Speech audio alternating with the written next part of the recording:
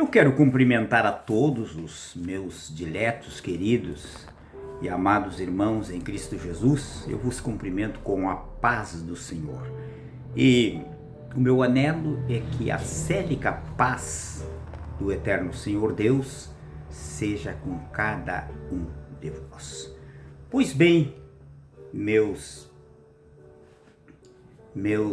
prestimosos irmãos e amigos e internautas, eu quero trazer uma mensagem, uma breve mensagem da palavra de Deus para os vossos corações. E para tanto eu quero fazer leitura num versículo da palavra de Deus que encontra-se no livro do profeta Ezequiel, no capítulo 8 e o versículo 14, que diz assim a palavra de Deus: Então ele me levantou para a entrada da porta do norte da casa do Senhor. Lá eu vi mulheres assentadas, chorando por Tamuz. É este versículo da palavra de Deus. Queridos, meus estimados amigos, este profeta Ezequiel, quando ele começou o seu ministério profético, ele estava exilado na Babilônia. E ele começou a profetizar junto ao rio Quebar. E aqui no versículo 8, ele fala que ele foi levado numa mensagem profética ali, numa visão. Deus mostrou para ele mulheres que choravam por Tamuz.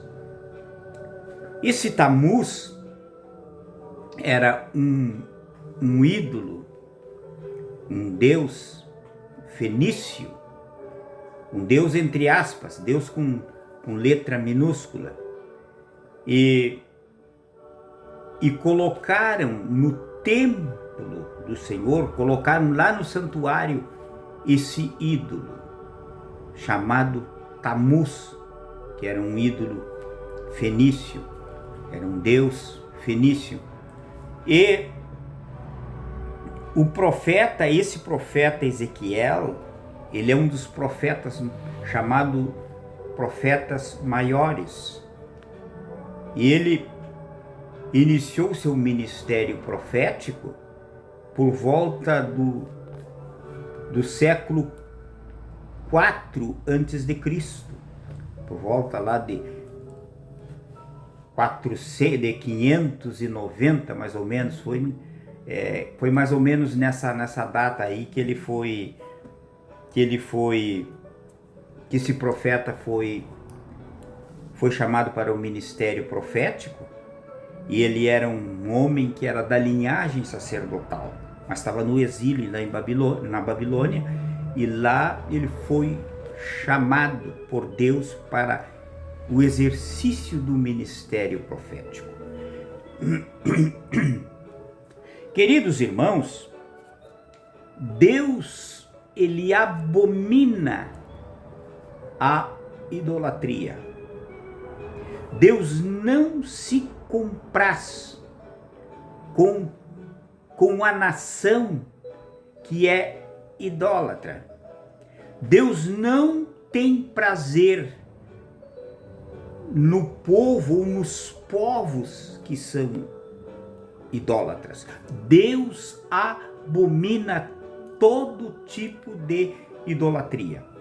No primeiro mandamento está escrito que não devemos de fazer imagens de algo, a semelhança de algo que está nos céus, nem na terra, nem em lugar nenhum.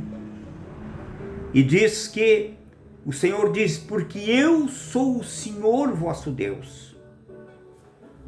Então, portanto, meus queridos irmãos e amigos, a Bíblia, tanto no Novo Testamento, tanto no Veterotestamento, isto é, o Velho Testamento, o Antigo Testamento, como no Neo Testamento, isto é, o Novo Testamento, a Bíblia condena de capa a capa a adoração a imagens, a ídolos. Deus abomina esse tipo de coisa. Queridos irmãos, a nação brasileira, lamentavelmente, é uma nação idólatra. É uma nação que está atolada no atoleiro da idolatria. A nação brasileira está elameada com a lama da idolatria. A nação brasileira é idólatra até a medula.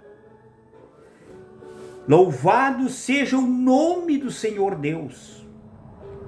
Meus queridos, uma nação como a nossa, a nação brasileira, eu sou brasileiro. O Brasil tem uma imagem como sendo a medianeira do Brasil. Todos os estados, todos os municípios têm um chamado que dizem que é santo, o santo protetor da nação brasileira, a santa protetora da nação brasileira, o santo protetor do estado tal, do município tal. Mas, meus queridos, isso é idolatria pura. Lamentavelmente, o Brasil é um país idólatra. Mas, aqui neste país idólatra, tem um grupo de pessoas que foi liberto da idolatria, que não adora ídolos, que não adora nenhuma estátua, mas tem um povo que adora unicamente o Senhor Deus, o Criador dos céus e da terra. Um ídolo, uma estátua, tem olhos, mas não vê, tem boca, mas não fala, tem ouvidos, mas não ouve, tem pés, mas não anda, tem mãos, mas não apalpa.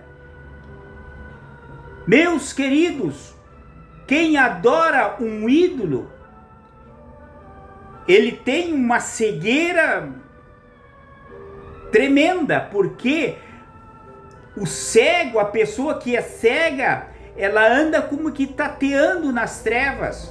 Não sabe de onde veio, não sabe aonde está e não sabe para onde vai. Assim é a nação que é idólatra e o povo que vive mergulhado na idolatria. Está nesta condição, o Brasil está nesta condição. Mas que Deus tenha misericórdia da nação brasileira. Queridos, Judá, esse profeta aqui, o Ezequiel, ele era oriundo da Judéia. Estava no exílio quando ele começou o ministério profético.